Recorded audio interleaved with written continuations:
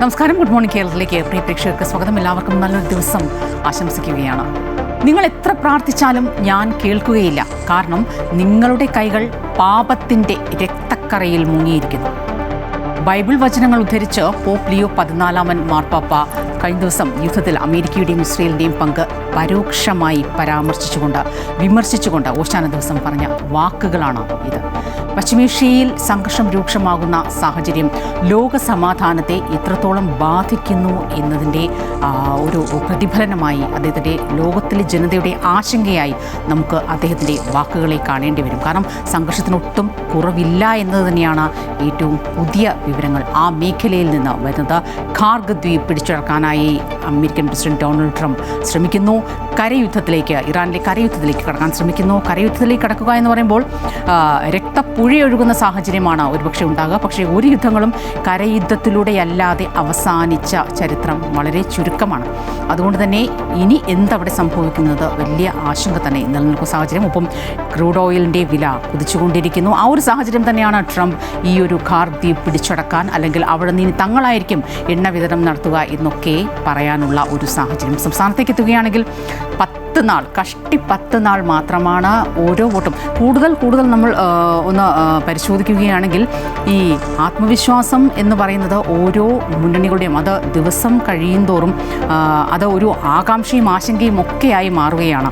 ഈ പറഞ്ഞതുപോലെ ഒരു ക്ലിയർ സ്വീപ്പ് ഒരു കാരണവശാലും ഒരുപക്ഷെ മുന്നണികൾക്ക് ലഭിക്കില്ല എന്നൊരു സൂചന തന്നെയാകാം. അല്ലെങ്കിൽ ഒപ്പത്തിനൊപ്പമോ നേരിയ ഒരു ഭൂരിപക്ഷം അല്ലെങ്കിൽ നേരിയ ഒരു മുൻതൂക്കം മാത്രമേ ഒരുപക്ഷെ ലഭിക്കുകയുള്ളൂ എന്ന സൂചനകളും ആശങ്കയും ഒക്കെ മുന്നണിക്കുണ്ട്. അതുകൊണ്ട് പരമാവധി വോട്ടുകൾ ഉറപ്പിക്കുക, തങ്ങളുടെ മുന്നണികൾക്കും സ്ഥാനാർത്ഥികൾക്കും ഉറപ്പിക്കുക. അതുതന്നെയാണ് ആ ഒരു ലക്ഷ്യത്തോടു കൂടി തന്നെയാണ് മുന്നണികൾ പ്രചരണം തുടർന്നു കൊണ്ടിരിക്കുന്നതും. ദേശീയ നേതാക്കളടക്കം സംസ്ഥാനത്തെത്തുന്നുണ്ട്. വിശദമായ റിപ്പോർട്ടുകളിലേക്കൊക്കെ കടക്കാം. ആദ്യം തലക്കെട്ടുകൾ.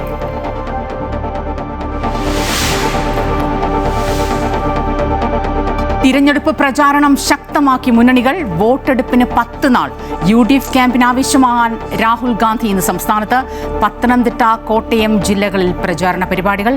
പ്രധാനമന്ത്രി പ്രചാരണത്തിനിടെ നടത്തിയ വിമർശനങ്ങൾക്ക് രാഹുൽ എന്ത് മറുപടി പറയുമെന്നതിൽ ആകാംക്ഷ.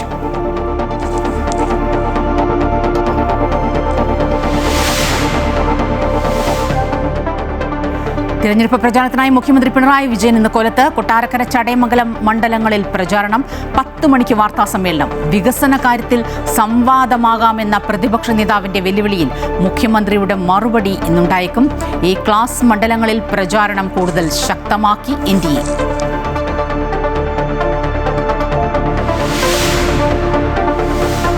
കരയുദ്ധമുണ്ടായാൽ US-നേൽക്കുന്ന പ്രത്യാഘാതം ഭയാനകമായിരിക്കുമെന്ന് ഇറാൻ. യുദ്ധത്തിന് മുതിർന്നാൽ US സൈനികർ സ്രാവുകൾക്ക് ഭക്ഷണമായി തീരുമെന്ന് ഇറാൻ സൈനിക വക്താവ് ഇബ്രാഹിം സോൾഫാഖാരി. കുവൈറ്റിൽ ഇറാൻ ആക്രമണത്തിൽ ഒരു ഇന്ത്യക്കാരൻ കൊല്ലപ്പെട്ടതായി റിപ്പോർട്ട്.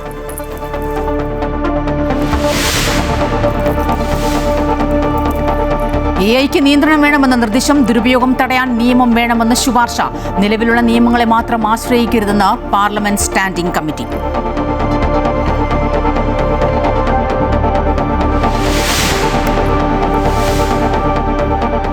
IPL-ൽ മുംബൈ ഇന്ത്യൻസിന് ജയം. കൊൽക്കത്ത നൈറ്റ് റൈഡേഴ്സിനെ 6 വിക്കറ്റിന് തോൽപ്പിച്ചു. ഇന്ന് രാജസ്ഥാൻ ചെന്നൈ പോരാട്ടം.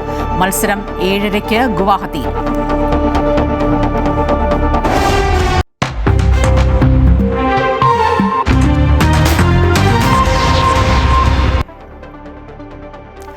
ഇന്നേക്ക് 10 നാൾ കേരളം വിധിയെഴുതുകയാണ്. നാടിളക്കിയുള്ള പ്രചാരണ പരിപാടികളുമായി സ്ഥാനാർത്ഥികളും മുന്നണികളും കളം നിറയുമ്പോൾ ആരോപണ പ്രത്യാരോപണങ്ങൾക്ക് യാതൊരു പഞ്ഞവുമില്ല. താരപ്രചാരകരായി എത്തുന്ന കേന്ദ്ര നേതാക്കളുടെ സാന്നിധ്യവും പ്രചാരണത്തെ ആവേശത്തിലാക്കുന്നുണ്ട്. വിവരങ്ങളുമായി എബി ജോൺ തോമസ് ചേരുകയാണ്.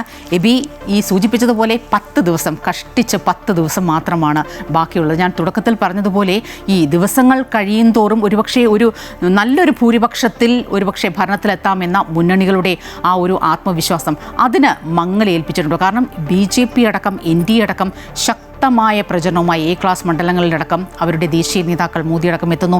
ശക്തമായ ഒരു ത്രികോണ മത്സരത്തിൻ്റെ സാധ്യത തന്നെ സംസ്ഥാനത്ത് ഒരുപക്ഷെ അവസാന ഘട്ടത്തിലേക്ക് എത്തുമ്പോൾ തെളിയുന്ന ഒരു സാഹചര്യം കൂടി മുൻ തിരഞ്ഞെടുപ്പുകളിൽ നിന്ന് വ്യത്യസ്തമായി കാണാൻ സാധിക്കുന്നു. എങ്ങനെയാണ് ഈ ഒരു ദിവസം അല്ലെങ്കിൽ ഇനിയുള്ള ദിവസങ്ങളിൽ മുന്നണികളുടെയും സ്ഥാനാർത്ഥികളുടെയും ആശങ്കകളും പ്രതീക്ഷകളും?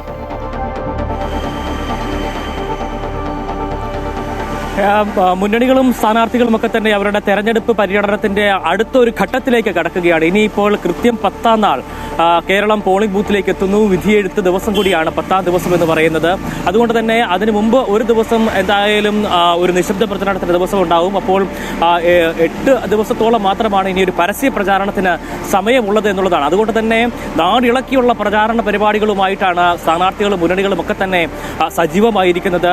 നേരത്തെ തന്നെ ഇപ്പോൾ കാലാവസ്ഥ ശക്തമായിട്ടുള്ള ചൂട് കൂടി ഉള്ള ഒരു സാഹചര്യം കൂടിയാണ്. അതുകൊണ്ട് തന്നെ അതുകൂടി കണക്കിലെടുത്തുകൊണ്ട് ഈ പ്രചാരണത്തിന്റെ സമയങ്ങളിൽ പോലും കൃത്യമായിട്ടുള്ള ക്രമീകരണങ്ങൾ ഏർപ്പെടുത്തിക്കൊണ്ടാണ് ഇത്തരത്തിൽ ഈ പ്രചാരണ പരിപാടികളുമായി സ്ഥാനാർത്ഥികൾ വരുന്നത് എന്നുള്ളതാണ്. രാവിലെ 7 മണിയോടുകൂടി തന്നെ അവർ പരസ്യ പ്രചാരണവുമായി രംഗത്ത് വരുന്നു. അതിനുശേഷം ചൂട് അത്യാവശ്യം കനക്കുന്ന ഘട്ടത്തിൽ കൺവെൻഷനുകൾ പോലുള്ള പരിപാടികൾ നടത്തുന്നു. അതിനുശേഷം വൈകുന്നേരത്തേക്ക് വീണ്ടും റോഡ് ഷോ ഉൾപ്പെടെയുള്ള പരിപാടികളുമായി വീണ്ടും സജീവമാകുന്ന സാഹചര്യം. അങ്ങനെ ഈ സമയത്തെ പോലും കൃത്യമായ രീതിയിൽ ഉപയോഗപ്പെടുത്തിക്കൊണ്ട് തന്നെയാണ് ഈ സ്ഥാനാർത്ഥികളൊക്കെ തന്നെയും ഈ പ്രചാരണ പരിപാടികളുമായി രംഗത്തുള്ളത്. നമ്മൾ പറഞ്ഞതുപോലെ തന്നെ ഇനി കൃത്യം 10 ദിവസം മാത്രമാണ്. 10-ാം നാൾ വിധിയെഴുത്ത ദിവസം കൂടിയാണ്. അതുകൊണ്ട് തന്നെ ശക്തമായിട്ടുള്ള പ്രചാരണ പരിപാടികൾ ഉണ്ടാകുന്നു. എന്തായാലും ഈ തെരഞ്ഞെടുപ്പിന്റെ ഈ പ്രചാരണത്തിന്റെ രണ്ടാം ഘട്ടത്തിലേക്ക് കടക്കുമ്പോൾ സ്വാഭാവികമായും ഡീൽ ആരോപണം, ഒപ്പം തന്നെ SDPIയുമായിട്ടുള്ള LDFന്റെ കൂട്ടുകെട്ട് തുടങ്ങിയിട്ടുള്ള കാര്യങ്ങളൊക്കെ തന്നെയാണ് പ്രധാനമായും ചർച്ചാ വിഷയമാക്കുന്നത് UDF. കഴിഞ്ഞ ദിവസം പ്രതിപക്ഷ നേതാവ് അത്തരത്തിൽ വികസനവുമായി ബന്ധപ്പെട്ട ഒരു ചർച്ചയ്ക്ക് മുഖ്യമന്ത്രിയെ ക്ഷണിക്കുന്ന സാഹചര്യം ഉണ്ടായിരുന്നു. അത്തരത്തിലുള്ള ചർച്ചയ്ക്ക് തങ്ങൾ തയ്യാറാണ്, മുഖ്യമന്ത്രിക്ക് തന്നെ സ്ഥലം തീരുമാനിക്കാം എന്നുള്ള തരത്തിലുള്ള പ്രതികരണമാണ് പ്രതിപക്ഷ നേതാവിന്റെ ഭാഗത്തുനിന്ന് വന്നത്. ആ ചർച്ച കഴിയുമ്പോൾ നിങ്ങൾക്ക് മനസ്സിലാകും നുണേശനാണോ അല്ലെങ്കിൽ നുണറായിയാണോ ശരി എന്നുള്ളത്, അല്ലെങ്കിൽ ആ പ്രയോഗമാണ് ഏത് പ്രയോഗമാണ് വേണ്ടത് എന്നുള്ള തരത്തിലുള്ള പ്രതികരണങ്ങൾ പോലും പ്രതിപക്ഷ നേതാവിന്റെ ഭാഗത്തു നിന്നും ഉണ്ടാകുന്ന സാഹചര്യം ഉണ്ടായിരുന്നു. അതുകൊണ്ട് തന്നെ മുഖ്യമന്ത്രി ഇന്ന് നടത്തുന്ന വാർത്താ സമ്മേളനത്തിൽ ഏവരും ഉറ്റുനോക്കുന്ന ഒരു പ്രധാനപ്പെട്ട കാര്യം എന്ന് പറയുന്നത് ഈ ഒരു വികസന സംവാദവുമായി ബന്ധപ്പെട്ട് പ്രതിപക്ഷ നേതാവ് നടത്തിയിട്ടുള്ള വെല്ലുവിളിക്ക് മുഖ്യമന്ത്രി എന്ത് തരത്തിലുള്ള മറുപടിയാണ് നൽകുക എന്നുള്ളത് തന്നെയാണ്. നമ്മൾ നേരത്തെ പറഞ്ഞതുപോലെ തന്നെ കേന്ദ്ര നേതാക്കളുടെ ഒരു വലിയ സംഘം തന്നെ ഇവിടേക്ക് എത്തുന്ന സാഹചര്യം കൂടിയുണ്ട്.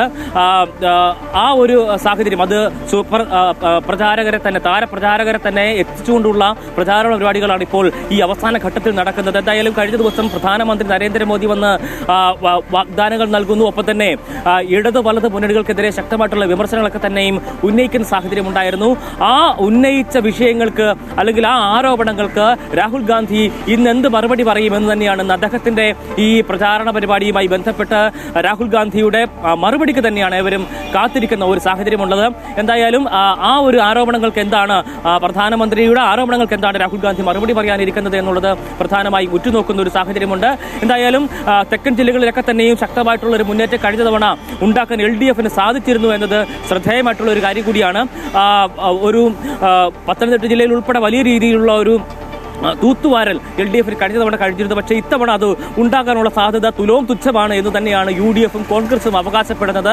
പക്ഷേ ഇടത് കോട്ടകൾ ഇത്തവണയും തങ്ങൾക്ക് കാക്കാൻ കഴിയും എന്നുള്ള തന്നെ ഒരു പ്രതീക്ഷ LDFും CPMും മുന്നോട്ട് വയ്ക്കുന്നു. അല്ലെങ്കിൽ ആ ഒരു പ്രതീക്ഷയിൽ അവർ പ്രചാരണ പരിപാടികളുമായി തന്നെ മുന്നോട്ട് പോകുന്ന സാഹചര്യമാണ് നിലവിലുള്ളത്. മധ്യ കേരളത്തിൽ വലിയ രീതിയിലുള്ളൊരു മുന്നേറ്റം നടത്തിയെങ്കിൽ മാത്രമേ UDFന് തിരിച്ചു വരാൻ കഴിയൂ എന്നുള്ളത് തന്നെയാണ് പ്രധാനപ്പെട്ട വിലയിരുത്തലായുള്ളത്.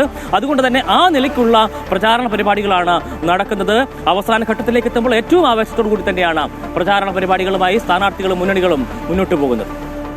തീർച്ചയായും ദിവസം കഴിയുന്തോറും മേബി ഈ പ്രവചനാതീതമായി മാറിക്കൊണ്ടിരിക്കുകയാണ്. ആര് ഭരണത്തിലെത്തും, ആര് കേരളത്തിൻ്റെ രാഷ്ട്രീയ മനസ്സ് പിടിച്ചെടുക്കും എന്നതടക്കമുള്ള കാര്യങ്ങൾ. എന്തായാലും പക്ഷേ ഈ ദിവസങ്ങളെല്ലാം നമുക്ക് രസകരമായി തോന്നുന്ന ഒരുപാട് വാദപ്രതിവാദങ്ങൾ, ആരോപണ പ്രത്യാരോപണങ്ങളൊക്കെ പ്രമുഖ നേതാക്കളുടെ, മുന്നണി നേതാക്കളുടെ വായിൽ നിന്നൊക്കെ മുഴുമുത്തുകളായി പുറത്തേക്ക് വരുന്നുണ്ട്. നുണറായിയാണോ നുണേശനാണോ എന്ന രസകരമായ വാക്കുകൾ. ശരിക്കും എന്തായാലും ഇക്കാര്യത്തിൽ പ്രതിപക്ഷ നേതാവിൻ്റെ ആ സംവാദത്തിന്, വികസന സംവാദം, അതിന്നിപ്പോൾ കൊല്ലത്ത് ഈ പറഞ്ഞതുപോലെ മുഖ്യമന്ത്രി ഏറ്റെടുക്കുമോ, മുഖ്യമന്ത്രി ഇന്ന് നടത്തുന്ന പ്രചരണ പരിപാടിയിൽ ഏറ്റെടുക്കുമോ എന്ന് അറിയേണ്ടതുണ്ട്. എബി നന്ദി. ഞാനിപ്പോൾ സുധീഷിലേക്ക് പോവുകയാണ്. സുധീഷ്, മുഖ്യമന്ത്രി പിണറായി വിജയൻ ഇപ്പോൾ കൊല്ലം ജില്ലയിൽ തിരഞ്ഞെടുപ്പ് പ്രചരണ പരിപാടികളിൽ പങ്കെടുക്കുകയാണ്. ഏതൊക്കെ മേഖലകളിൽ ഇന്നിപ്പോൾ അദ്ദേഹത്തിൻ്റെ പ്രചരണ പരിപാടികളുണ്ട്? ഇപ്പോൾ 11 മണിക്ക് മാധ്യമങ്ങളെ കാണുന്നുണ്ട്. VD സതീശൻ്റെ വികസന സംവാദത്തിൻ്റെ വെല്ലുവിളി അദ്ദേഹം ഏറ്റെടുക്കുമോ, എന്ത് മറുപടി പറയും? ഒപ്പം തന്നെ SDPയുമായുള്ള ബന്ധം സംബന്ധിച്ച് ഇനിയും ഇടതുമുന്നണിയിൽ നിന്ന് അല്ലെങ്കിൽ ഈ ആരോപണങ്ങളിൽ ഒരു തരത്തിലുള്ള പ്രത്യക്ഷമായ പ്രതികരണങ്ങൾ ഒരുപക്ഷെ ഇനിയും ഉണ്ടായിട്ടില്ല. വർഗീയതയ്ക്കൊപ്പമില്ല, മതേതര പാർട്ടികളുമായി തന്നെയാണ് കൂട്ട് എന്നൊക്കെ പറയുമ്പോൾ പോലും അത്തരത്തിൽ ഒരു സ്ഥിരീകരണം ആര് വോട്ട് തന്നാലും സ്വീകരിക്കുമെന്ന നിലപാടിലേക്ക് ഒരുപക്ഷെ ഇടതുമുന്നണി അടക്കം നീങ്ങുന്ന സാഹചര്യം നമ്മൾ കാണുന്നുണ്ട്.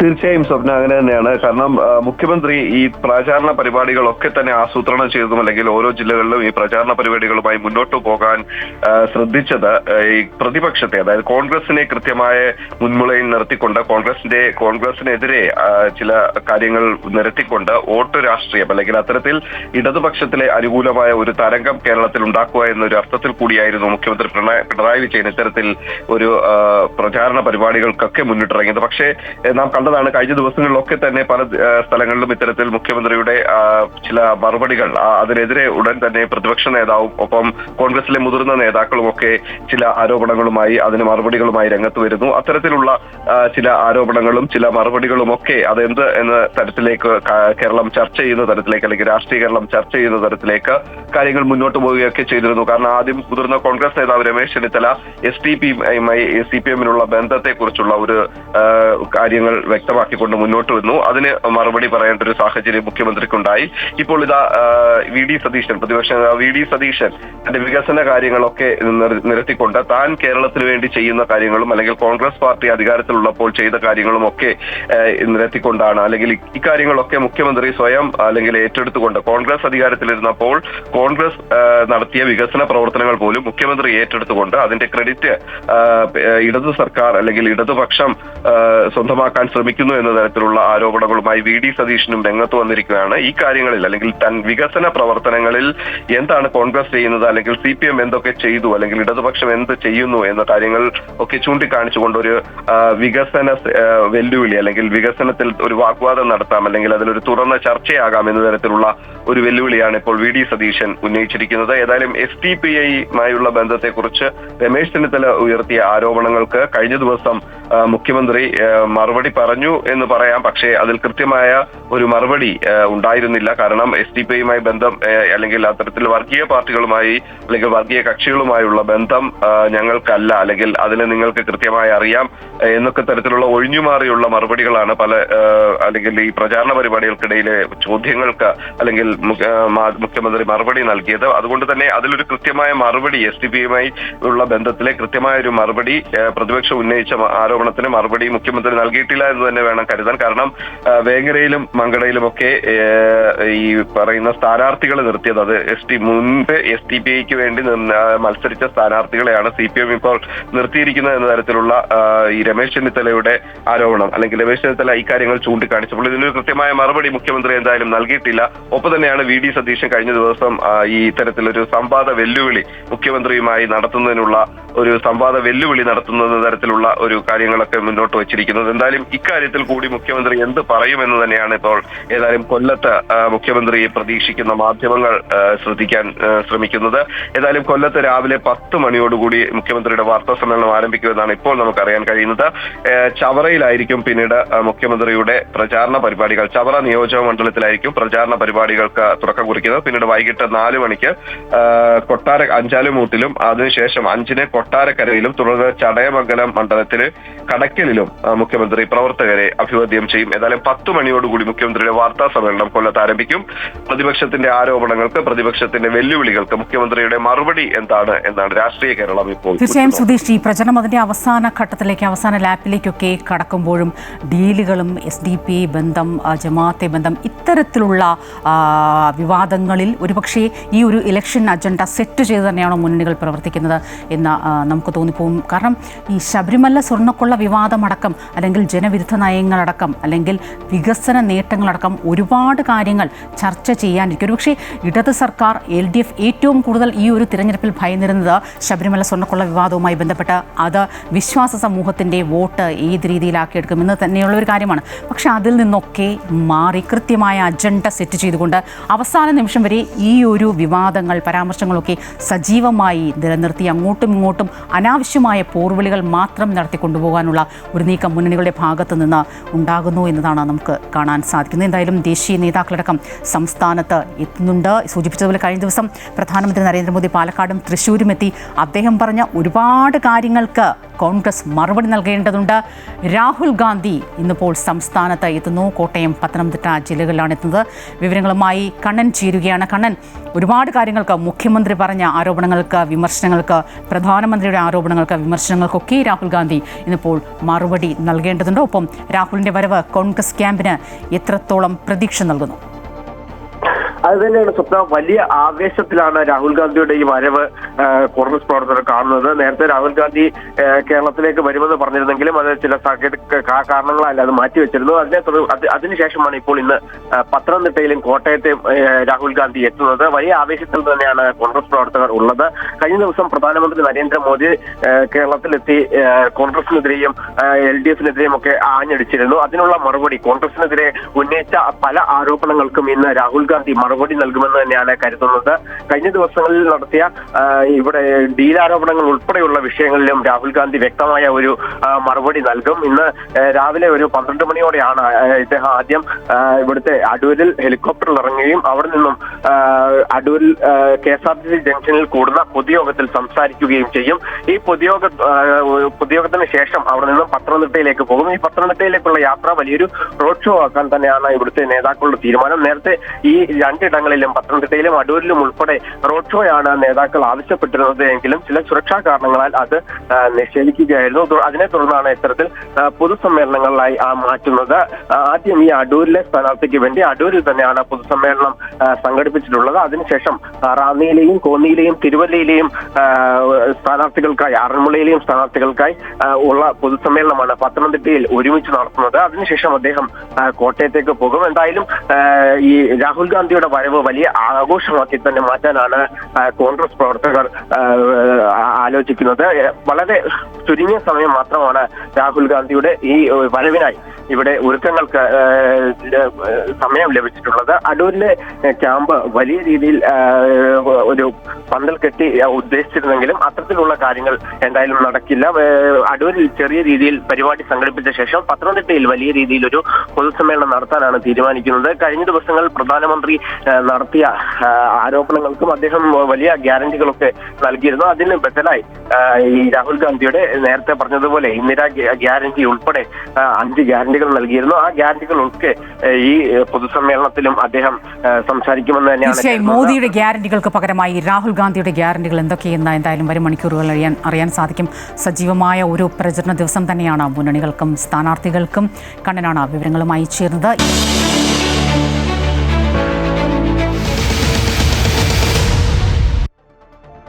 ഈ നിയമസഭാ തിരഞ്ഞെടുപ്പിൽ ശക്തമായ മത്സരം നടക്കുന്ന മണ്ഡലങ്ങളിലൊന്നാണ് തൃപ്പൂണിത്തുറ നിയോജക മണ്ഡലം.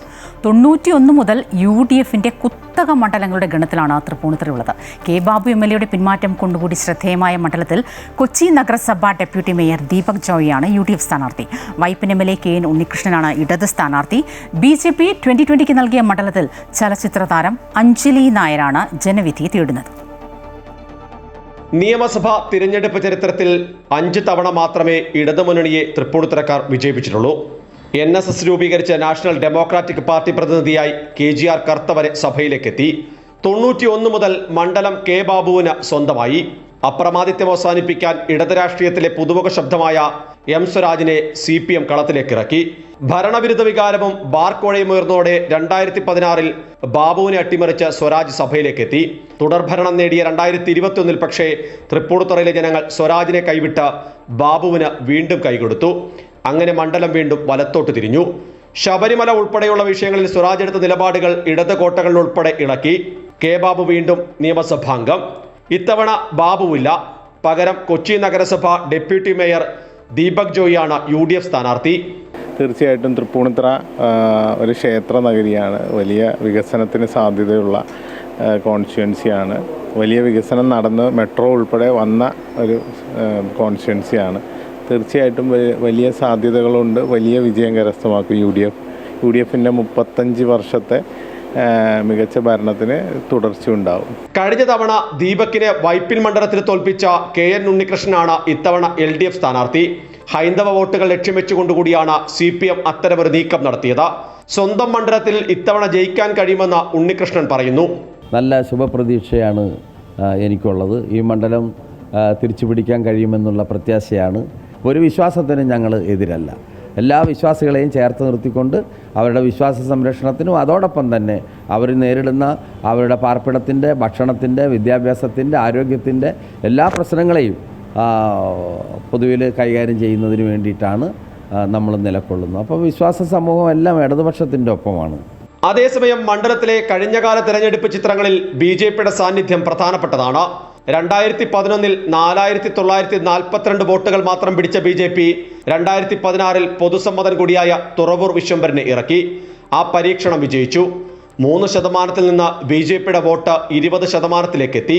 2021 BJPയുടെ വോട്ട് 5% കുറഞ്ഞുവെങ്കിലും 23,000-ലധികം വോട്ടുകൾ BJP സ്ഥാനാർത്ഥി ഡോക്ടർ KS രാധാകൃഷ്ണൻ പിടിച്ചെടുത്തു.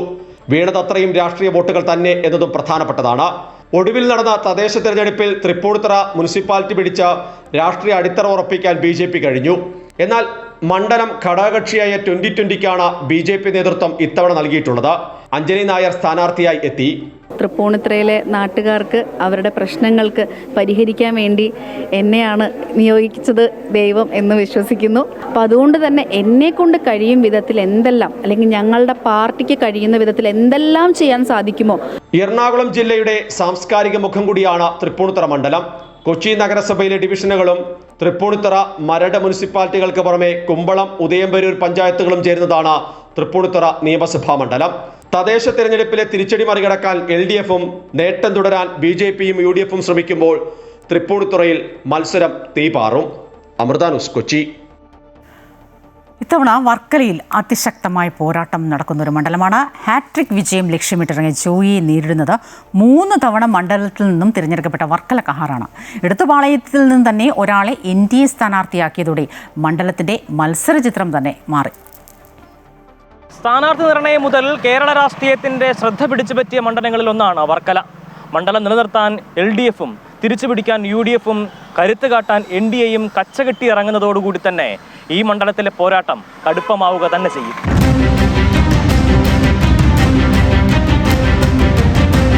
ജോയിക്ക് വർക്കലയിൽ ഇത് 3ാം ഊഴമാണ്. 2016 അന്നത്തെ സിറ്റിംഗ് MLA വർക്കല കഹാറിനെ തോൽപ്പിച്ചായിരുന്നു ആദ്യ ജയം.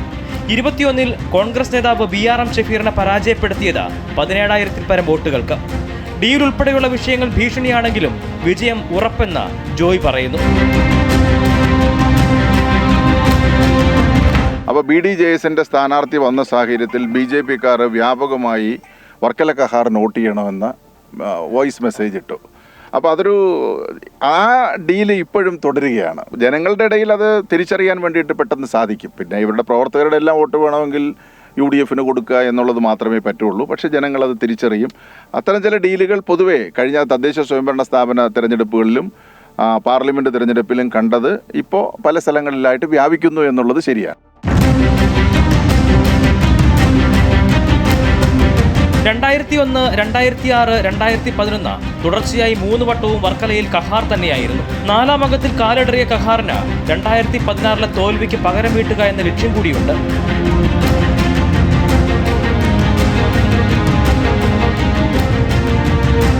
കഴിഞ്ഞ 10 വർഷക്കാലം പ്രഖ്യാപനങ്ങളും പരസ്യപ്പെടുത്തലുകളുമേ ഉണ്ടായിരുന്നുള്ളൂ. ഒന്നും നടന്നില്ല. പിന്നെ ജനങ്ങളെ എങ്ങനെ പാട്ടിലാക്കാം എന്നാണ് നോക്കുന്നത്.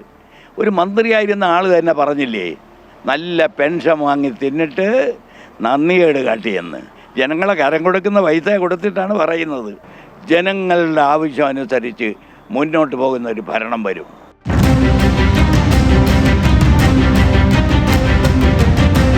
പത്രിക സമർപ്പണത്തിന് മണിക്കൂറുകൾ മാത്രം ബാക്കി നിൽക്കുകയായിരുന്നു ഇടത് ക്യാമ്പുകളെ ഞെട്ടിച്ച് CPM ഏരിയ കമ്മിറ്റി അംഗത്തെ NDA സ്ഥാനാർത്ഥിയാക്കിയത്. ബ്ലോക്ക് പഞ്ചായത്ത് അംഗം കൂടിയായ സ്മിത സുന്ദരേശൻ നേടുന്ന ഓരോ വോട്ടുകളും ജയപരാജയങ്ങളെ തീരുമാനിക്കുന്നതിൽ നിർണായകമാകുമെന്നതിൽ തർക്കമില്ല. BJPക്ക് ഇവിടെ നല്ല ഒരു സാധ്യതയുള്ള മണ്ഡലമാണ്, A ക്ലാസ് മണ്ഡലമാണ്. തീർച്ചയായിട്ടും എന്താ പറയണ്ടേ, എല്ലാവരും ഒരേ മനസ്സോടുകൂടി നിന്ന് കഴിഞ്ഞാൽ നമുക്ക് വിജയിക്കാനായിട്ട് സാധിക്കും.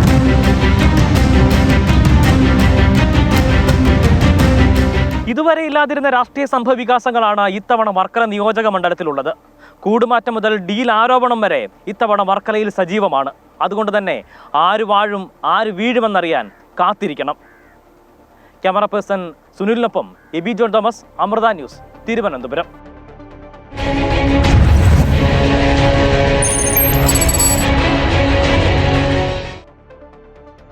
മുൻകാലങ്ങളിലെ തിരഞ്ഞെടുപ്പ് പ്രചാരണങ്ങൾ ഇത്ര ആർഭാടം നിറഞ്ഞതായിരുന്നില്ല എന്ന സി ചാക്കുണ്ണി പഴയകാല തിരഞ്ഞെടുപ്പ് ഓർമ്മകൾ പങ്കുവെക്കുകയായിരുന്നു അദ്ദേഹം. 63 കൊല്ലമായി ഞാൻ കോഴിക്കോട് എത്തിയിട്ട്. ഇവിടെ വന്നതിന് ശേഷമാണ് എനിക്ക് വോട്ടവകാശം ലഭിച്ചത്. അന്നൊന്നും ഇത്ര ആർഭാടവും പലച്ചളവും വാശിയും വൈരാഗ്യമുള്ള തിരഞ്ഞെടുപ്പ് പ്രചാരണങ്ങളോ കോലാഹലങ്ങളോ ഉണ്ടായിരുന്നില്ല. ചുമരെഴുത്തുണ്ടാവും, അതോടൊപ്പം നോട്ടീസ് വിതരണം ചെയ്യും.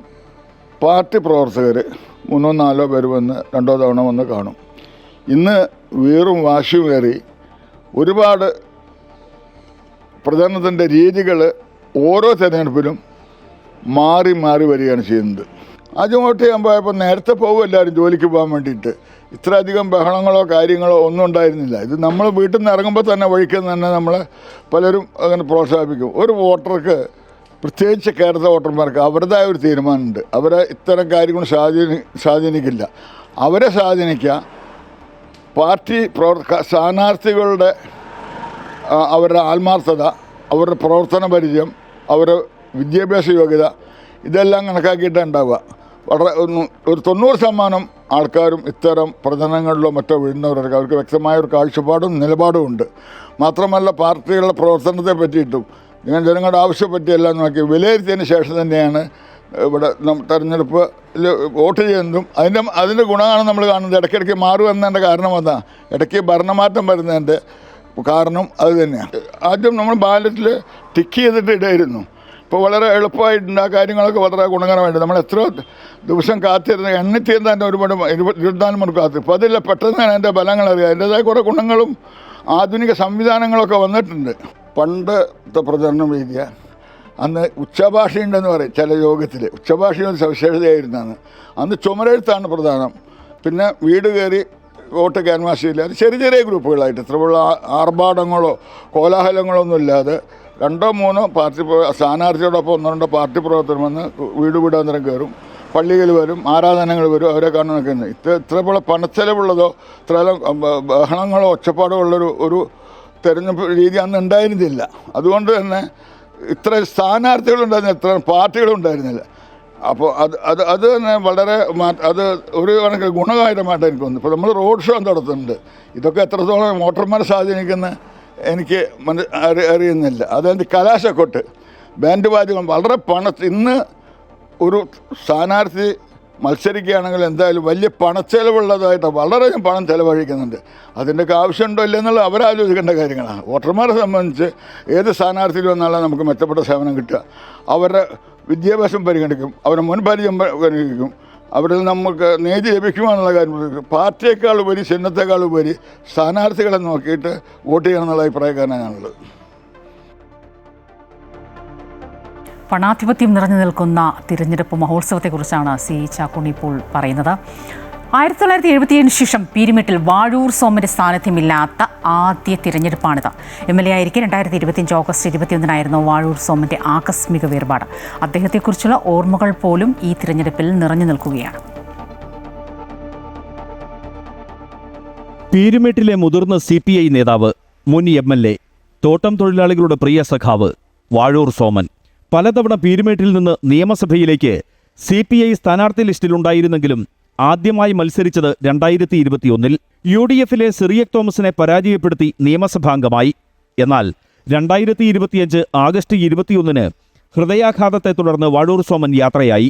വാഴൂരിന്റെ വികസന പ്രവർത്തനങ്ങളുടെ തുടർച്ചയാണ് തന്റെ ലക്ഷ്യമെന്ന് LDF സ്ഥാനാർത്ഥി K. സലിംകുമാർ. 4.5 വർഷക്കാലം വിട്ടുപിരിഞ്ഞ വാഴൂർ സോമൻ ഉൾപ്പെടെയുള്ളവർ നടത്തിയ വികസന പ്രവർത്തനങ്ങൾ തന്നെ ഈ മണ്ഡലം നിലനിർത്തുവാനുള്ള പ്രധാനപ്പെട്ട ഒരു ഘടകമാണ്. 2021 വാഴൂർ സോമനോട് പരാജയപ്പെട്ട സിറിയക് തോമസാണ് ഇത്തവണയും UDF സ്ഥാനാർത്ഥി. പരസ്പരം മത്സരിക്കുമ്പോഴും അതിനുശേഷവും രാഷ്ട്രീയത്തിന് അതീതമായി സ്നേഹവും സൗഹൃദവും പുലർത്തിയിരുന്ന നേതാവായിരുന്നു വാഴൂർ സോമനെന്ന് സിറിയക് തോമസ്. ഞങ്ങൾ തമ്മിൽ നല്ല ബന്ധമായിരുന്നു. അദ്ദേഹം എന്നെക്കാൾ സീനിയറായിരുന്നു. എൻ്റെ പിതാവിനോടൊപ്പം പ്രവർത്തിച്ചതാണ്. അദ്ദേഹം പലപ്പോഴും ഞങ്ങൾ ഒരുമിച്ച് കാണുമ്പോഴൊക്കെ KK തോമസിനോടൊപ്പം പ്രവർത്തിച്ച കാര്യങ്ങളൊക്കെ എന്നോട് പറയാറുണ്ട്. CPI നേതാവും മുൻ MLA-യുമായ ES ബിജിമോൾക്ക് വാഴൂർ സോമനെക്കുറിച്ചുള്ള ഓർമ്മകൾ ഏറെയുണ്ട്. പീരുമേടിൻ്റെ വികസന രംഗത്ത് ഒരുപാട് സ്വപ്നങ്ങൾ കൊണ്ട് നടന്നൊരു സഖാവാണ്.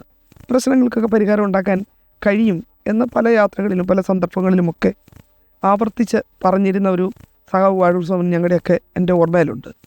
തോട്ടം തൊഴിലാളി സമരങ്ങളിൽ എല്ലാ കാലവും ചേർത്ത് വായിക്കുന്ന പേര്. ലോക്കപ്പ് മർദ്ദനങ്ങൾക്ക് മുമ്പിൽ മുട്ടുമടക്കാത്ത നേതാവ്.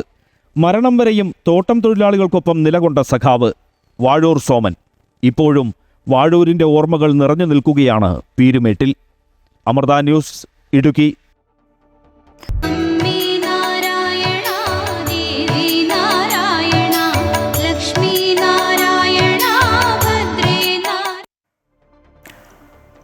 ഭക്തിസാന്ദ്രമാണ് അനന്തപുരി. തിരുവനന്തപുരം കരിക്കകം ചാമുണ്ഡി ക്ഷേത്രത്തിൽ ഇന്ന് പൊങ്കാലയാണ്. രാവിലെ 10:15 തന്ത്രി ശ്രീകോവിലിൽ നിന്ന് ഉള്ള ദീപം പണ്ടാരടുപ്പിൽ പകരുന്നതോടെ പൊങ്കാലയ്ക്ക് തുടക്കമാകും. ദേവീകടാക്ഷം നേടാൻ ആയിരക്കണക്കിന് സ്ത്രീജനങ്ങളാണ് പൊങ്കാല സമർപ്പിക്കാൻ തയ്യാറെടുക്കുന്നത്. ഏറ്റവും പുതിയ വിവരങ്ങളുമായി അഖില ചേരുകയാണ്. അഖില, കരിക്കകത്തമ്മയ്ക്ക് ഇന്ന് പൊങ്കാലയാണ്. നമുക്കറിയാം, വർഷം തോറും 10,000-കണക്കിന് ഭക്തജനങ്ങളാണ്, സ്ത്രീജനങ്ങളാണ് അമ്മയ്ക്ക് പൊങ്കാലയിടാൻ ആഗ്രഹ സാഫല്യത്തിനായി കരിക്കകത്തമ്മയുടെ നടയിലെത്തുന്നത്, മുന്നിലെത്തുന്നത്. ഇന്ന് ഈ വർഷത്തെ ഈ പൊങ്കാല മഹോത്സവത്തിൽ എത്രത്തോളം ഭക്തിസാന്ദ്രമാണ് കരിക്കകവും അനന്തപുരിയും?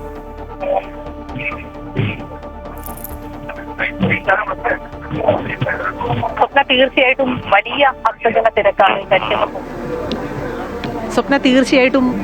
ഭക്തജന തിരക്കാണ് കരിക്കകം പൊങ്കാലയോടനുബന്ധിച്ച് നടക്കുന്നത്. തലസ്ഥാനത്തെ സംബന്ധിച്ച് ആറ്റുകാൽ പൊങ്കാല കഴിഞ്ഞാൽ ഏറ്റവും പ്രധാനപ്പെട്ട അതിവിശിഷ്ടമായ ഒരു പൊങ്കാല ചടങ്ങാണ് കരിക്കകം ചാമുണ്ഡി ക്ഷേത്രത്തിൽ നടക്കുക. ഇവിടെ ഈ പൊങ്കാല നിവേദ്യത്തിന്, അതായത് പൊങ്കാല തർപ്പണത്തിന് മുമ്പുള്ള പണ്ടാരയടുപ്പ് ഒരുക്കുന്ന കാര്യങ്ങൾ ഇവിടെ നടക്കുകയാണ്. ഇതോടൊപ്പം ഭക്തരുടെ വലിയ നിര ഇവിടെ ദർശനത്തിനായി ഉണ്ട്. നമുക്കറിയാവുന്നതുപോലെ കരിക്കകം ചാമുണ്ഡി ക്ഷേത്രത്തെ സംബന്ധിച്ച് അതിവിശിഷ്ടവും അതിപ്രധാനവുമാണ് ഈ പൊങ്കാല ചടങ്ങുകൾ. നേരത്തെ തന്നെ വെച്ചു നിവേദ്യം എന്നുള്ള തരത്തിൽ ആരാധനകൾ മുന്നോട്ട് കൊണ്ടുപോയിരുന്നെടുത്തു നിന്നും ഇപ്പോൾ അത് പൊങ്കാല നിവേദ്യം എന്നുള്ള കാര്യത്തിലേക്ക് മാറിയിരിക്കുന്നു. ഇപ്പോൾ നമ്മൾ ദൃശ്യങ്ങളിൽ കാണുന്നത് ഈ പൊങ്കാലയ്ക്ക് മുമ്പ് പണ്ടാരയടുപ്പ് ഒരുക്കുന്നതും അതുമായി ബന്ധപ്പെട്ട ചടങ്ങുകൾക്ക് വേണ്ടിയുള്ള ക്രമീകരണങ്ങളുമാണ്. അതിനുവേണ്ടി ക്ഷേത്രത്തിലെ മുതിർന്ന ആളുകളടക്കമുള്ളവർ ഇതിനുവേണ്ടിയുള്ള കാര്യങ്ങൾ ഇവിടെ ക്രമീകരിക്കുകയാണ്. ഭക്തരുടെ വലിയ തിരക്ക് അനുഭവപ്പെടുന്നുണ്ട്. ദർശനത്തിനായി വഴിയിലടക്കം വലിയ ക്യൂ ഉണ്ട്. അതായത് 10:15 പൊങ്കാല പണ്ടാരയടുപ്പിൽ ദീപം പകരുന്നത്. അതിനു മുമ്പ് ദേവിയെ ഒരു നോക്ക് ദർശിച്ചതിന് ശേഷം തങ്ങളുടെ പൊങ്കാല കലങ്ങളിൽ ദീപം തെളിയിക്കാനായി ആളുകൾ കാത്തിരിക്കുകയാണ്. അതിനുവേണ്ടിയുള്ള ഒരു തിരക്കാണ് ഇവിടെ ഇപ്പോൾ അനുഭവപ്പെടുന്നത്. ഒരു ഭക്തരെ സംബന്ധിച്ച് ഏറ്റവും വിശിഷ്ടമായ, അതായത് ആറ്റുകാൽ പൊങ്കാല കഴിഞ്ഞാൽ തിരുവനന്തപുരത്തുകാരുടെ ഏറ്റവും പ്രധാനപ്പെട്ട ഒരു പൊങ്കാലയാണ് ഈ കരിക്കകം ചാമുണ്ഡി ക്ഷേത്രത്തിൽ. സത്യത്തിന് സാക്ഷിയായ അമ്മ എന്നാണ് കരിക്കകം ദേവിയെക്കുറിച്ചുള്ള പറയുന്നത്. അതുകൊണ്ട് തന്നെ ആളുകളുടെ വിശ്വാസികളെ സംബന്ധിച്ച് വലിയ ഒരു പ്രത്യേക ദിവസമാണ്. ഓരോ വർഷവും ആളുകൾ ഇങ്ങനെ കാത്തിരിക്കുന്നതാണ് നമ്മൾ കാണുന്നത്. നാടിൻ്റെ നാനാഭാഗത്തു നിന്നുള്ള ആളുകൾ ഈ ക്ഷേത്രത്തും പരിസരത്തുമായി തങ്ങളുടെ പൊങ്കാലക്കലങ്ങൾ നിരത്തി കഴിഞ്ഞിട്ടുണ്ട്. ക്ഷേത്രതന്ത്രി പുലിയന്നൂരിലത്ത് നാരായണൻ അനുജൻ നമ്പൂതിരിപ്പാടിൻ്റെ നേതൃത്വത്തിലാണ് പൊങ്കാല ചടങ്ങുകൾ ആരംഭിക്കുക. ക്ഷേത്ര ശ്രീകോവിലിൽ നിന്നുള്ള ദീപം പണ്ടാരയടുപ്പിനെ ജ്വലിപ്പിച്ചതിന് ശേഷം ഈ ക്ഷേത്രത്തിനും പരിസരത്തും, അതായത് ഈ പാർവതി പുതനാറിന് പരിസരത്ത് മുഴുവൻ ഒരുക്കിയിരിക്കുന്ന അടുപ്പുകളെ അത് ജ്വലിപ്പിക്കും. ശരിക്കും ഈ ഒരു പാർവതി പുത്തനാറും അതിൻ്റെ തീരവും യാഗശാലയായി മാറുന്ന ഒരു സമയമായിരിക്കും ഉണ്ടാവുക. അതിനുശേഷം 2 മണിയോടുകൂടി വാദ്യമേളങ്ങളുടെ അകമ്പടിയോടെ ഇവിടെ ഈ പണ്ടാരയടുപ്പിരിക്കുന്നിടത്തുള്ള ചടങ്ങുകൾ ആരംഭിക്കും. 2:15 ഈ തർപ്പണ ചടങ്ങുകൾ ഇവിടെ നടക്കുക. അതിനുശേഷം ഭക്തരുടെ പൊങ്കാലകളും നിവേദിക്കും. ഒരു ആത്മസമർപ്പണം എന്നതിന് അപ്പുറം ഓരോ വർഷവും ഇവിടുത്തെ ഭക്തർ കാത്തിരിക്കുകയാണ്. എന്താണ് ഈ വർഷവും, അതായത് എന്ത് പറഞ്ഞാലും എല്ലാ ആഗ്രഹങ്ങളും സാധിച്ചു തരുന്ന അമ്മ എന്നാണ് കരിക്കകം ദേവിയെക്കുറിച്ചുള്ള ആളുകളുടെ വിശ്വാസം. അതുകൊണ്ട് തന്നെ ഓരോ വർഷവും അമ്മയ്ക്ക് പൊങ്കാലയിടാൻ എത്തുക എന്നുള്ളതാണ് ആളുകളെ സംബന്ധിച്ച് വളരെ പ്രധാനപ്പെട്ടത്. എന്നോടൊപ്പം ഇപ്പോൾ നമ്മുടെ സാന്ദ്രയും കൂടി ചേരുന്നുണ്ട്. സാന്ദ്രയെ സംബന്ധിച്ച് സാന്ദ്രയുടെ ആദ്യത്തെ ഒരു പൊങ്കാല അനുഭവമാണ്. നമുക്കത് സാന്ദ്രയോട് ചോദിക്കാം, എങ്ങനെയാണ് സാന്ദ്രയുടെ ഈ പൊങ്കാല അനുഭവം? സാന്ദ്ര, എനിക്ക് തോന്നുന്നു സാന്ദ്രയുടെ ആദ്യത്തെ പൊങ്കാല അനുഭവമാണ്. ആറ്റുകാൽ പൊങ്കാലയായിരുന്നു ആദ്യമായിട്ട് വന്നത്. എങ്ങനെ ഇപ്പോൾ ഇവിടെ എത്തിയിട്ട് എന്ത് തോന്നുന്നു? അഖിൽ പറഞ്ഞതുപോലെ ഇത് എൻ്റെ രണ്ടാമത്തെ പൊങ്കാലയാണ്. ആദ്യം ആറ്റുകാൽ പൊങ്കാലായിരുന്നു. എനിക്ക് തോന്നുന്നു ഇത്രയും തിരക്ക് ഞാൻ ഇപ്പോൾ നമ്മൾ പൊങ്കാലയ്ക്ക് വരുമ്പോൾ നമ്മൾ അന്വേഷിക്കുമല്ലോ, പക്ഷേ ഇത്രയും തിരക്ക് ഞാൻ പ്രതീക്ഷിച്ചില്ല. എല്ലാവരും പറയുന്ന അനുസരിച്ച് കഴിഞ്ഞ വർഷത്തെ കാട്ടിലൊക്കെ തിരക്കുണ്ടോ എന്ന് തോന്നുന്നു. അപ്പോൾ എന്തായാലും ഒരു ഉത്സവത്തിൻ്റെ ഒരു അറ്റ്മോസ്ഫിയർ തന്നെയാണ് നമുക്ക് തോന്നുന്നതും. അതുപോലെ എനിക്ക് ഇവിടെ വന്നപ്പോൾ ഏറ്റവും കൂടുതൽ എനിക്ക് മനസ്സിൽ തൊട്ടൊരു കാര്യം എന്ന് പറഞ്ഞാൽ നല്ല തിരക്കായിരുന്നു. ഇപ്പോഴും ദർശനത്തിന് നല്ല തിരക്കുണ്ട്. അപ്പോൾ പല വയസ്സായ അമ്മമാരൊക്കെ ഇങ്ങനെ ഒരു നോക്ക് ഞാനൊന്ന് കണ്ടോട്ടെ എന്നൊക്കെ പറഞ്ഞ് പോലീസുകാരോടൊക്കെ ചോദിക്കുന്നുണ്ട്. പക്ഷെ അവർക്ക് നിർവാഹമില്ല, ക്യൂ നിൽക്കാൻ പറ്റാതെ, കാരണം നേരെ നടക്കാൻ പോലും പറ്റാത്ത അമ്മമാരാണ്. അപ്പോൾ അതൊക്കെ കാണുമ്പം അവരത്രയും ആ ഒരു വിശ്വാസത്തിൻ്റെ ഒരു പവർ എനിക്ക് കിട്ടുന്നുണ്ട്. അപ്പോൾ എനിക്ക് നല്ല ഇനിയും കൂടുതൽ കാണാനുണ്ട്. കാരണം പൊങ്കാല തുടങ്ങുന്നതേ ഉള്ളൂ, ഇപ്പോൾ ദർശനം ഇപ്പോഴും നടക്കുന്നതേ ഉള്ളൂ. അപ്പോൾ അതിൻ്റെ ഒരുപാട് വിശേഷങ്ങൾ ഇനി നമുക്ക് പങ്കുവെക്കാനുണ്ട്. അതുപോലെ ഭക്തർ മാത്രമല്ല, ഈ ഒരുപാട് കച്ചവടക്കാരൊക്കെ ഈ നമ്മൾ ആറ്റുകാൽ പൊങ്കാല പോലെ തന്നെയാണ് ഒരുപാട് കച്ചവടക്കാർ ഈ കുടിവെള്ളം നൽകുന്നതും അങ്ങനെ എല്ലാ ക്രമീകരണവും ഇവിടെ എല്ലാം സെറ്റാണ്. എനിക്ക് തോന്നുന്നു ഇനിയും ഒരുപാട് ഇപ്പോഴും ദർശനമൊക്കെ നടക്കുന്നതേ ഉള്ളൂ. അപ്പോൾ ഇനിയും കുറച്ചുകൂടെ സമയം കഴിഞ്ഞാൽ കറക്റ്റ് ആ പൊങ്കാലയുടെ ഒരു വൈബിലോട്ട് എത്തുമെന്നാണ് എനിക്ക് തോന്നുന്നത്. തീർച്ചയായിട്ടും സ്വപ്ന സാന്ദ്ര സൂചിപ്പിച്ച പോലെയാണ്. സാന്ദ്രയാണെങ്കിൽ ഈ യുവതലമുറയിലാണ്, അതുകൊണ്ട് തന്നെ ആ വാക്കുകളിലൊക്കെ ആ ഒരു പുതിയ നമുക്ക് കാണാൻ സാധിക്കുന്നുണ്ട്. സാന്ദ്രയുടെ ആ എക്സൈറ്റ്മെന്റ് എല്ലാം നമുക്ക് കാണാൻ സാധിക്കുന്നുണ്ട്. എടുത്തു പറയേണ്ട കാര്യം, ഈ അഖില നേരത്തെ സൂചിപ്പിച്ചതുപോലെ തന്നെ മീനമാസത്തിലെ മകന്നാളിൽ കരിക്കേകത്തമ്മയുടെ പൊങ്കാല ഉത്സവം നമ്മൾ ആഘോഷിക്കുകയാണ്, പൊങ്കാല ഇടുകയാണ്. പക്ഷേ ഈ ഒരു ചൂട് സഹിക്കാവുന്നതിനപ്പുറമാണ്. നമുക്കറിയാം, കൃത്യമായ നിർദ്ദേശങ്ങളടക്കം ദുരന്ത നിവാരണ അതോറിറ്റിയിൽ നിന്ന് ഉണ്ടാകുന്നുണ്ട്. ഈ പകൽ സമയം 11 മുതൽ 3 മണിവരെയുള്ള ജാഗ്രതാ നിർദ്ദേശമടക്കം നൽകിയിട്ടുണ്ട്. നല്ല വെയിലത്താണ് ഈ അമ്മമാരെല്ലാം പൊങ്കാലയിടുന്നത്, ഈ ഭക്തജനങ്ങളെല്ലാം പൊങ്കാലയിടുന്നത്. എന്തൊക്കെ നിർദ്ദേശങ്ങൾ അല്ലെങ്കിൽ ഇവർക്കായി എന്തൊക്കെ സപ്പോർട്ടിംഗ് സിസ്റ്റംസ് അവിടെ ഒരുക്കിയിട്ടുണ്ട്?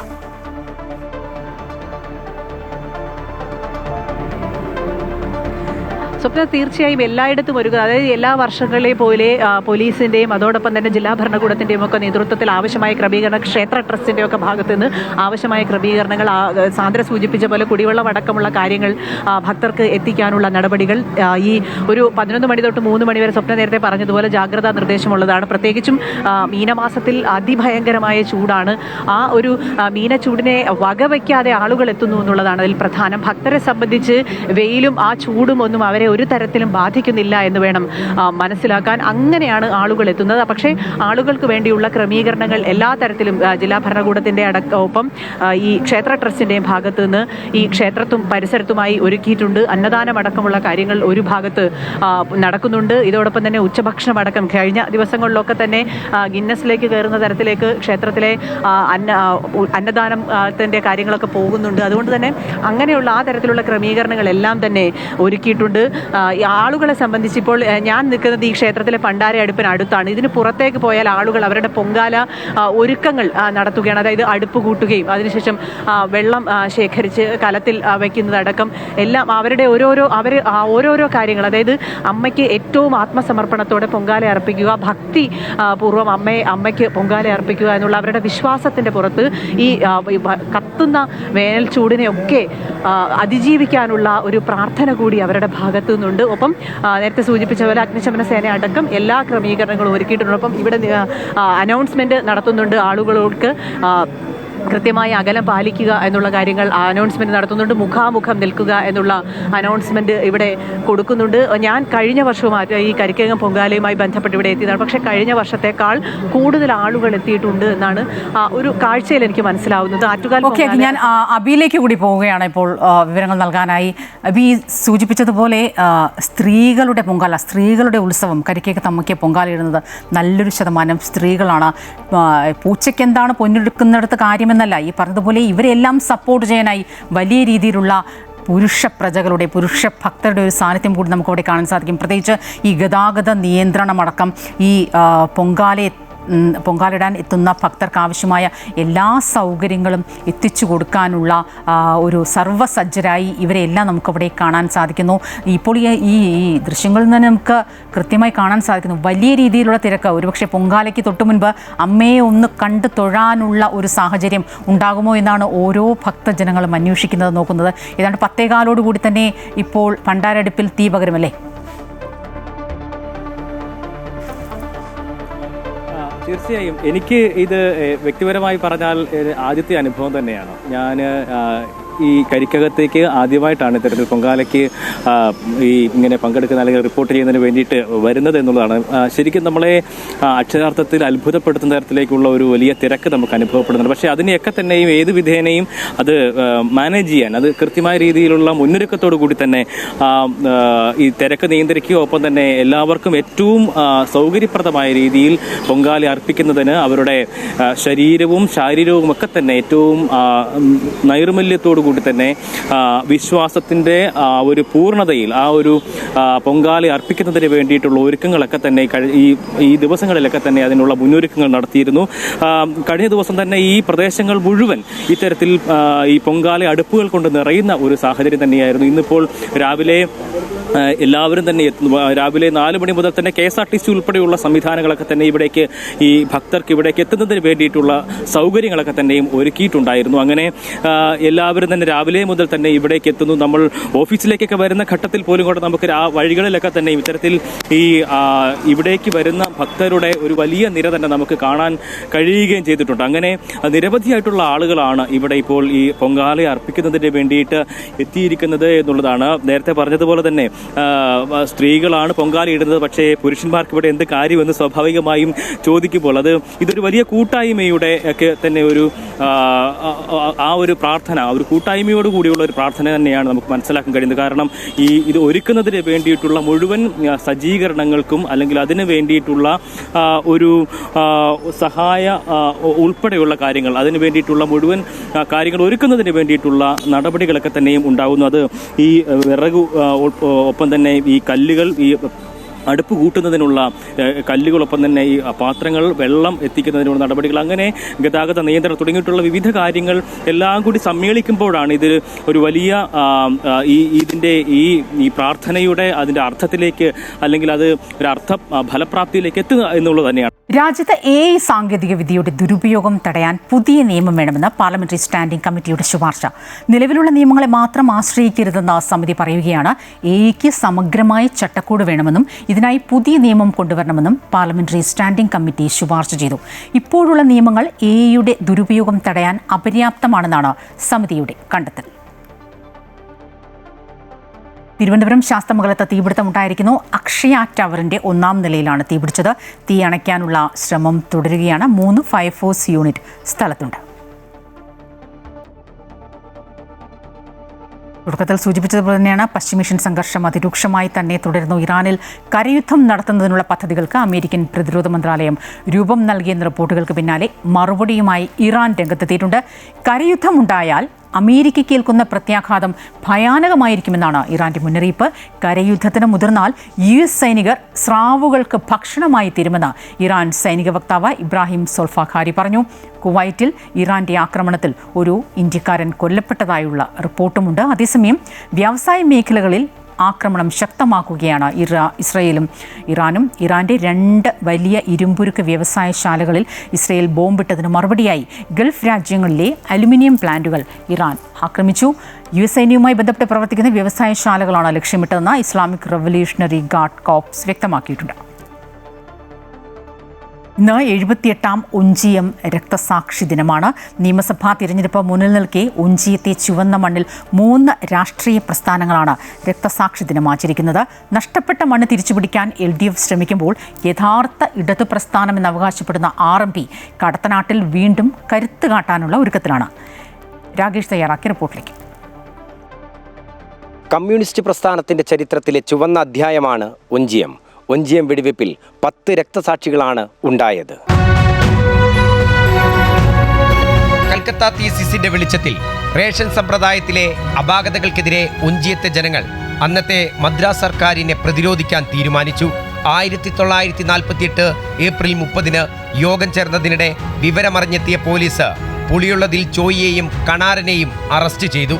അറസ്റ്റിനെ ചോദ്യം ചെയ്ത CPI പ്രവർത്തകരുടെ നേരെ നടത്തിയ വെടിവെപ്പിൽ 8 പേരാണ് മരിച്ചത്. ലോക്കപ്പ് മർദ്ദനത്തിൽ മരിച്ച 2 പേരടക്കം 10 രക്തസാക്ഷികൾ. ഒഞ്ചിയത്തിന്റെ കരുത്തിലാണ് കടത്തനാട്ടിലെ കമ്മ്യൂണിസ്റ്റ് പ്രസ്ഥാനവും തിളങ്ങി നിന്നത്. പിന്നീട് കമ്മ്യൂണിസ്റ്റ് പ്രസ്ഥാനം 2ആയി പിളർന്നപ്പോഴും ഒഞ്ചിയം രക്തസാക്ഷികളെ ഇരു പ്രസ്ഥാനങ്ങളും നെഞ്ചോട് ചേർത്ത് പിടിച്ചു. തോക്കിൻ പാത്തി കൊണ്ട് തലയോട് തകർന്നിട്ടും ചുടുചോരയിൽ തടവറയിലെ ചുവരിൽ അരിവാളും ചുറ്റികയും വരച്ച മണ്ടോടി കണ്ണന്റെ ചരിത്രം പുതുതലമുറയ്ക്കും കാണാപാഠം. 1948 നിന്ന് 2012 മെയ് 4 ദൂരത്തിൽ പക്ഷേ ഒഞ്ചിയത്തെ കമ്മ്യൂണിസ്റ്റ് പ്രസ്ഥാനത്തിന്റെ ചരിത്രത്തിലെ കറുത്ത അധ്യായത്തിൻ്റെതായി.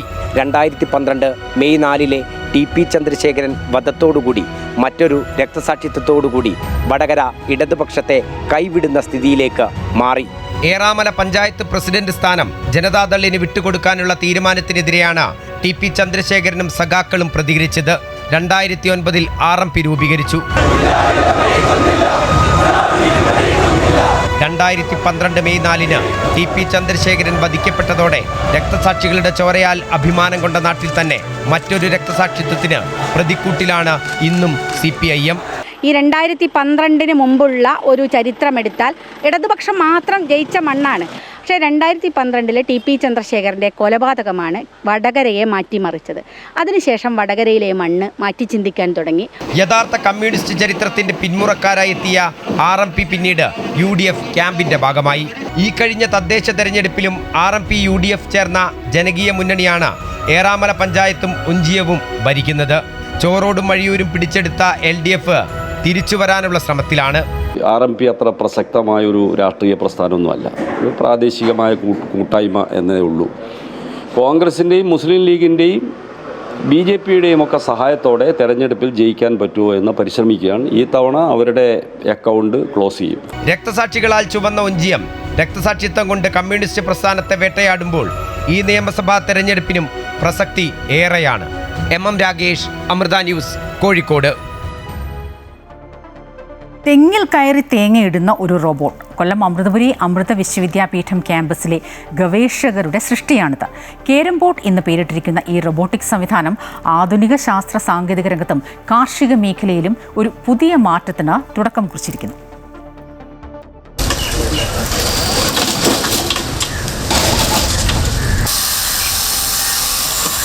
തെങ്ങിന് മുകളിലേക്ക് ഒരു റോബോട്ടിനെ കയറ്റിവിടുക, അത് മുകളിലെത്തി പാകമായ തേങ്ങകൾ തിരിച്ചറിഞ്ഞ് അടർത്തിയിടുന്നു. ഒറ്റവാക്കിൽ പറഞ്ഞാൽ ഇതാണ് കേരംബോട്ട്.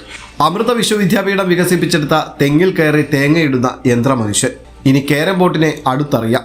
ശക്തമായ സ്റ്റീൽ ഫ്രെയിം ഉപയോഗിച്ചാണ് ഇത് നിർമ്മിച്ചിരിക്കുന്നത്. തെങ്ങിൽ കയറാനും ഇറങ്ങാനും ചക്രങ്ങളും ഗിയർ ക്ലാമ്പിംഗ് സംവിധാനവും ഒരുക്കിയിട്ടുണ്ട്.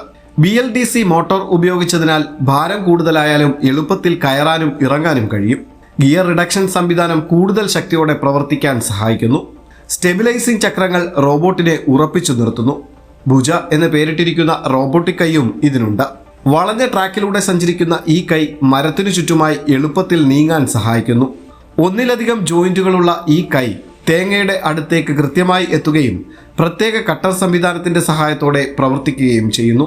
Amrita Vishwavidyapeetham humanitarian technology lab മേധാവി ഡോക്ടർ രാജേഷ് കണ്ണൻ മേഘലിംഗത്തിന്റെ നേതൃത്വത്തിൽ ഗവേഷകർ ഉൾപ്പെട്ട സംഘമാണ് കേരംബോട്ട് വികസിപ്പിച്ചെടുത്തത്.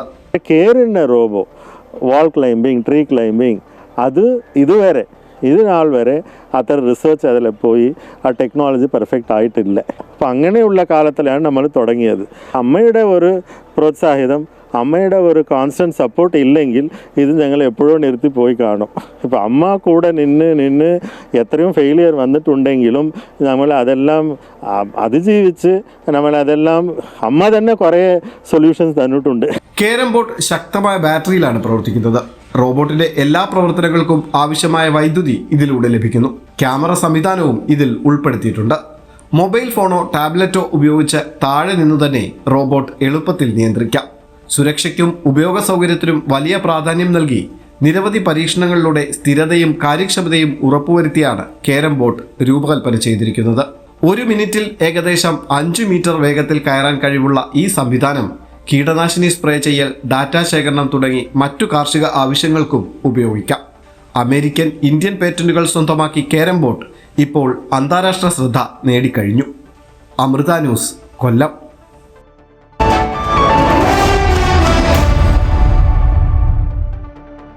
വിപണി വിലയിരുത്തലുമായി ധനകാര്യ ഓഹരി വിദഗ്ധൻ കെ ദിലീപ് ചേരുകയാണ്. ഗുഡ് മോർണിംഗ് കേരളത്തിനൊപ്പം ശ്രീ ദിലീപ്, സ്വാഗതം.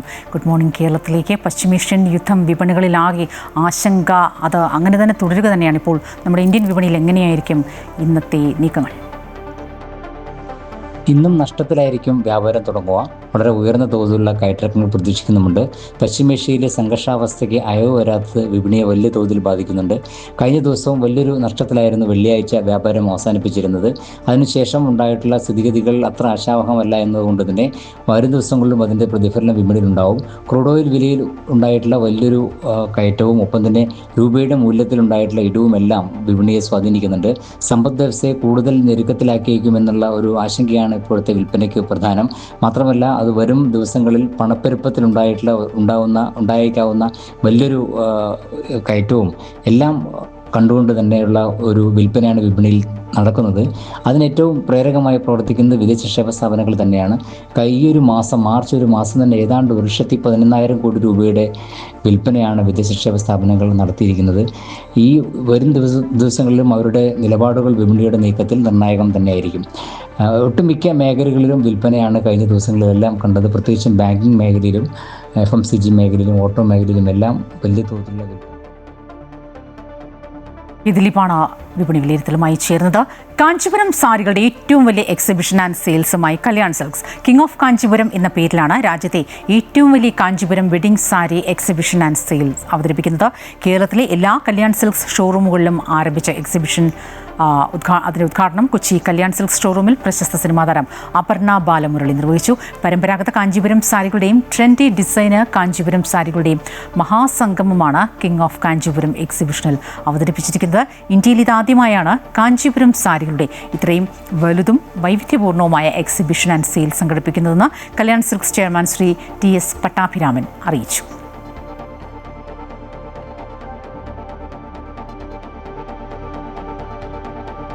ബന്ധമാണ് കല്യാൺ സിൽക്സ് ആയിട്ട്.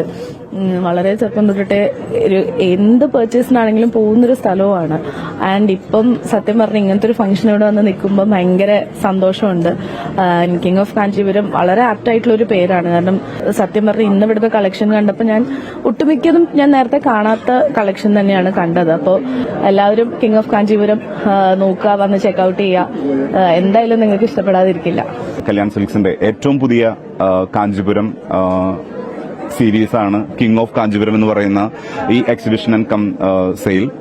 ഇതുവരെ ഇറങ്ങിയ എല്ലാ സീരീസും, സൗഗന്ധിക സീരീസ് മുതൽ ഇതുവരെ ഏറ്റവും ലേറ്റസ്റ്റ് എപ്പിസോഡായിട്ടുള്ള ഈ king of Kanchipuram exhibition come sale വൻ വിജയമാക്കി തരണം. ഓരോ പ്യുവർ കാഞ്ചീപുരം സാരി എന്ന് പറയുമ്പോൾ അതിനകത്ത് ഒരുപാട് പ്രോസസ്സുകളിലൂടെ കടന്നു പോകുന്നുണ്ട്. അതുകൊണ്ട് തന്നെ നമുക്ക് സ്വന്തമായിട്ട് 500-ൽ പരം ഡിസൈനർമാരും 1000-ൽ പരം ലൂമുകളിലുമായിട്ട് ഒരുപാട് സാരികൾ കഴിഞ്ഞൊരു 4 മാസമായിട്ട് അഹോരാത്രം പരിശ്രമിച്ചതിന്റെ ഫലമായിട്ടാണ് ഈ കിങ് ഓഫ് കാഞ്ചീപുരം സീരീസ് ഇന്ന് ലോഞ്ച് ചെയ്യാൻ സാധിച്ചത്.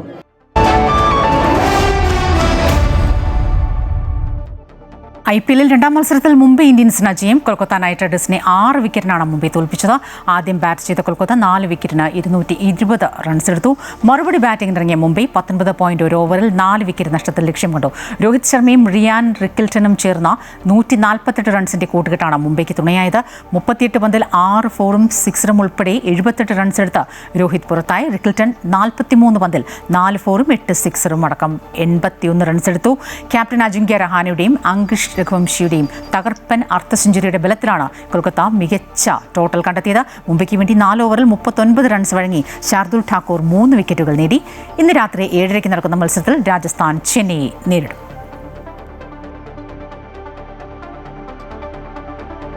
റിപ്പോർട്ടർ ഗുഡ് മോർണിംഗ് കേരളം പൂർണ്ണമാവുകയാണ്. കൂടുതൽ വാർത്തകൾ അമൃത ന്യൂസ് യൂട്യൂബ് ചാനൽ തുടരും. നമസ്കാരം.